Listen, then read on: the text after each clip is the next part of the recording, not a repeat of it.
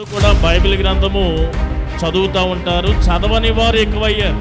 ఏదో సెలలో ఒక రెఫరెన్స్ చూసుకొని తృప్తి పొందేవారు ఉన్నారు.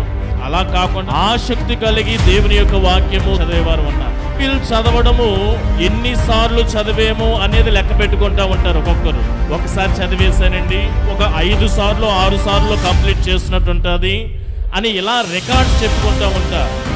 అది సంతోషించి తృప్తి పడే విషయమే. కానీ నేను చదివినటువంటి బైబిల్ గ్రంథాన్ని ఎప్పుడైతే అర్థం చేసుకుంటామో అర్థం చేసుకునే విధానము చాలా ప్రాముఖ్యమైనది. అర్థం చేసుకోకుండా ఎన్నిసార్లు చదివినా దానికి ప్రయోజనము లేదు. ఇన్నిసార్లు చదివేనని సంతోషమే మిగులుతుంది, కానీ అర్థం చేసుకోకపోతే అది వ్యర్థమైన సంతోషమే. దీనికంటే ప్రయోజనకరమైన విషయం ఏంటంటే చదివిన దానిని అర్థం చేసుకున్న దాని ప్రకారము జీవించగలిగితే అది నీకు ప్రయోజనం.